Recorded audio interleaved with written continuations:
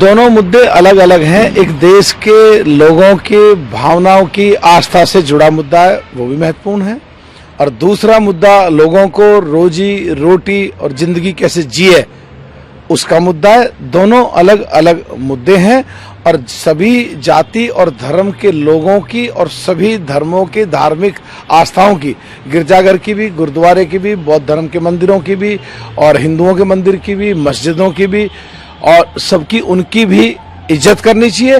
और जहां तक बात है, हम विपक्ष के लोगों को सरकार की खामियां निकाल करके किसानों के बारे में, कमजोरों के बारे में, पिछड़ों के बारे में और दलितों के बारे में, दबे कुचले लोगों के बारे में, उन मुद्दों को जो जनहित से जुड़े हुए हैं प्रमुखता से उठाना चाहिए।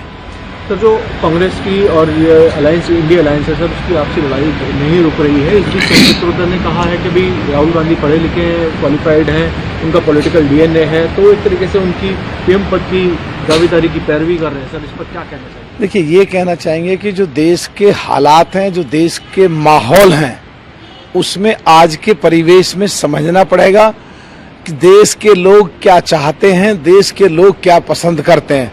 अगर तुम कितने भी पढ़े लिखे हो, अगर बगैर मतलब के सही बातों का विरोध करोगे तो लोग और ज्यादा नाराज हो जाएंगे। चाहिए क्या कि जो सही बात है उसे तो सपोर्ट करो, और जहां सरकार गलती करती है, खामियां जहां रह जाती हैं, उनको पब्लिक में और खास करके संसद में लाके उजागर करो। तो जो आप कह रहे हैं कि कांग्रेस के कोई ओवरसीज के नेता कह रहे हैं, पर जब सदन में होते हैं, जब किसानों के मुद्दे होते हैं, गरीबों के मुद्दे होते हैं, पिछड़ों के मुद्दे होते हैं, दबे कुचलों के मुद्दे होते हैं, भिड़ रहे होते हैं, लड़ रहे होते हैं, इसीलिए पार्लियामेंट में, इस 17वीं लोकसभा में इशू रेज करने का सारा सबसे ज्यादा मेरे नाम है, सबसे ज्यादा क्रेडिट कुमारी बहन मायावती जी को या बीएसपी पार्टी को जाता है। सर, जो अगला सवाल है वो ये है कि भाई जो कई विपक्षी नेता हैं, जैसे कल वीरेंद्र करात का भी बयान आया, सीताराम येचुरी का भी बयान आया, वो नहीं जा रहे हैं प्राण प्रतिष्ठा में। सर, उन लोगों ने क्यों इनकार किया है? उनका कहना है कि संविधान सरकार को इसकी इजाज़त नहीं देती कि सरकार इस तरह के कार्यक्रम आयोजित करे। देखिए, इसका जवाब तो जो कह रहे हैं नहीं जाना चाहिए, या तो वो देंगे, या जो उनको इन्वाइट कर रहे हैं वो देंगे। ना तो हमने इन्विटेशन भेजा और ना हमने उनको ये कहा कि तुम मत जाओ। ये जवाब तो दोनों वही दे सकते हैं। तो सर, क्या बसपा सुप्रीमो इस कार्यक्रम में, उद्घाटन में जब भी होगा, ये क्या इसमें शामिल होंगी? देखिए, कुमारी बहन मायावती जी सभी जाति धर्म के लोगों का और सभी धर्म के जिसमें आस्था है सबका बहुत इज्जत करती हैं, और सबको बिल्कुल किसी पे भी उनको कहीं विरोध होता नहीं है।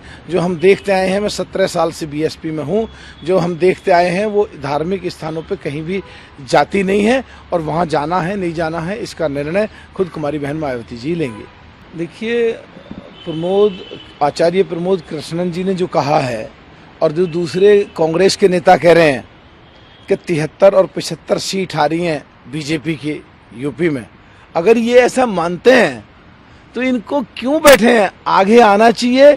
और जो ये डांका डाल के 6 राजस्थान में हमारे विधायक ले गए, चोरी करके जो 7 विधायक हमारे मध्य प्रदेश में ले गए थे, हम सपोर्ट कर रहे थे इन सरकार को, और 3 छीना झपट्टी करके उत्तराखंड में ले गए थे, उसकी माफी मांगे, प्रधानमंत्री कुमारी बहन मायावती को डिक्लेयर करें, और 13.5% हमारा वोट जो यूपी में 40 के करीब एसपी और आरएलडी को था और जो 44 के करीब बीजेपी को था, हमारा इधर मिलेगा।